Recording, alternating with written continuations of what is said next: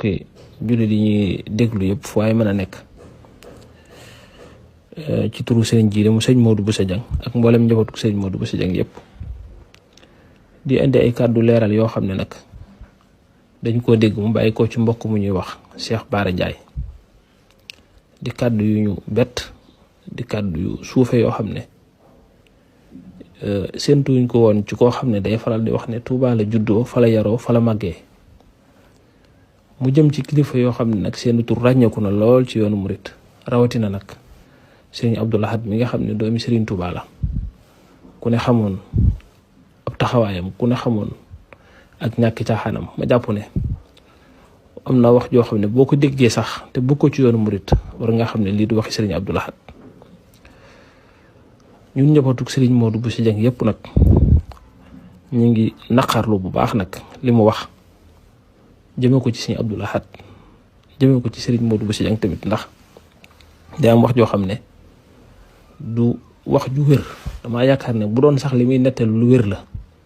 waroon na ko mën a wodd wormaal ko ku toll ni sëriñ Abdou Lahad ak sëriñ Modou Bousso Dieng lim ci wax day mel ni ñaari moroom yuy wax yoo xam ne dañ doon teg ay dil wala ñuy complot te loolu ñoom ëpp nañ loolu sëriñ Modou ku ko xam-xam ne diirub lu mu fi nekk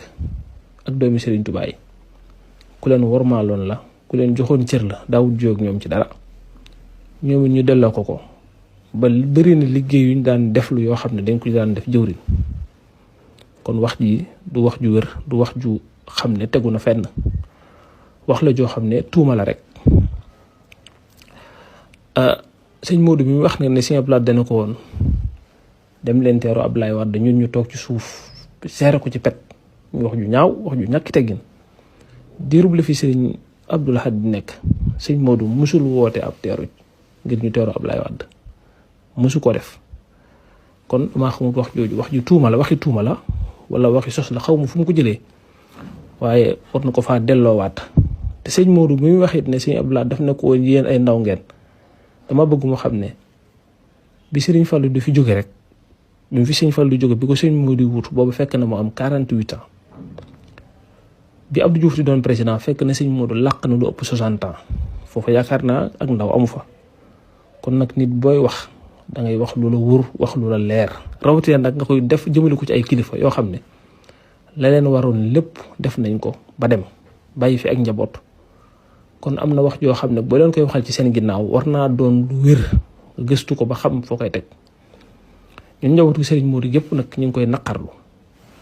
bi wax ji amee it jëm nañ ko woo waaye jotuñu ko looloo waral lii ñu bëgg nag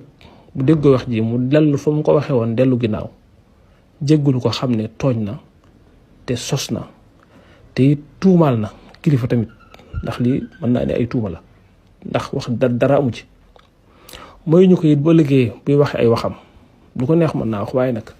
suñu kilifa googu moom nañu ko wormaalal génne ko ci ndax moom xamul ci moom dara lu muy wax kon njabootu sëñ Modou ñooy leeral ne wax ji du wax ju am du wax ju wér na ko ñëpp dégg mboolem ku déggoon li mu wax rek na déggaat xam ne lu mu sos la lu mu inventé la waaye dara du ci dëgg na ko tuub nag weddi ko fa mu ko waxee woon na fa delluwaat weddiwaat ko fa ba ñëpp xam ne ay waxama waaye du waxi sëñ Modou du jëfi sëñ Modou ñoo ngi jéggalu ñëpp asalaamaaleykum wa rahmatullah